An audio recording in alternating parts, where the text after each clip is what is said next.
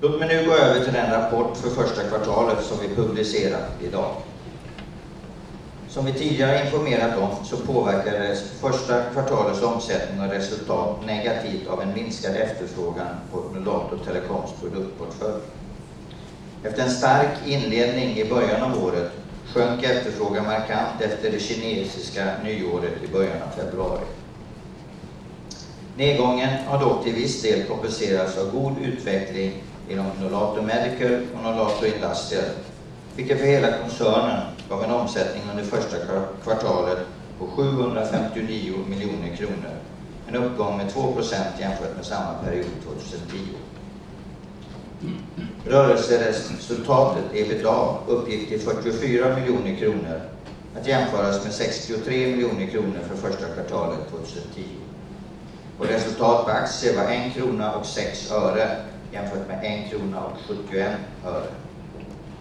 Kassaflödet efter investeringar ökade till 111 miljoner kronor jämfört med 0 året dessförinnan.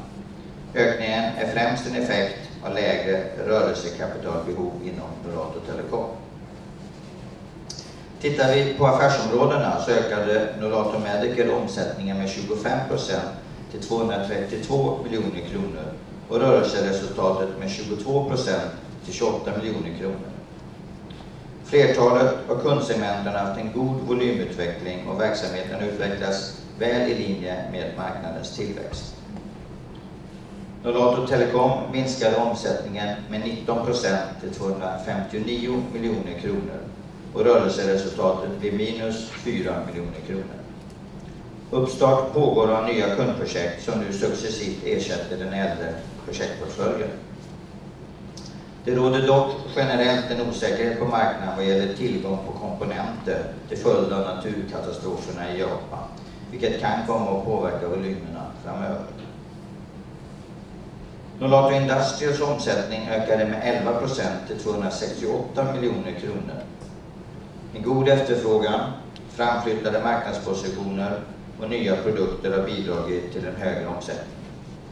Rörelseresultatet ökade med 47% till 25 miljoner kronor. Vår finansiella ställning är stark. Den finansiella nettotillgången uppgick till den sista mars till plus 80 miljoner kronor och soliditeten till 54%.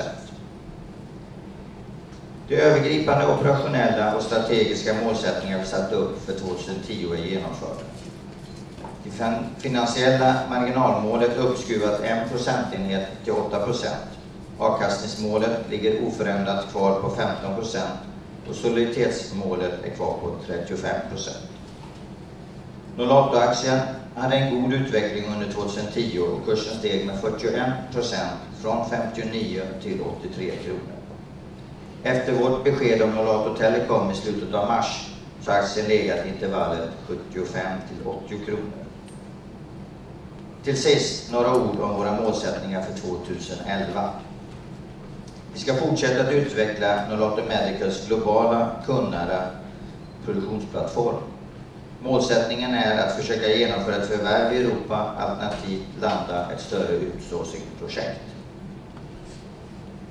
Vi ska bygga vidare på Nolato Telecoms spetsteknologier med väsentligt kosmetiskt innehåll samtidigt som vi strävar efter att bredda vår kundbas. Vi ska ytterligare flytta fram Nolato Industrials marknadspositioner genom en fortsatt satsning på teknik och produktivitet samt lyckas med vår etablering i Rumänien.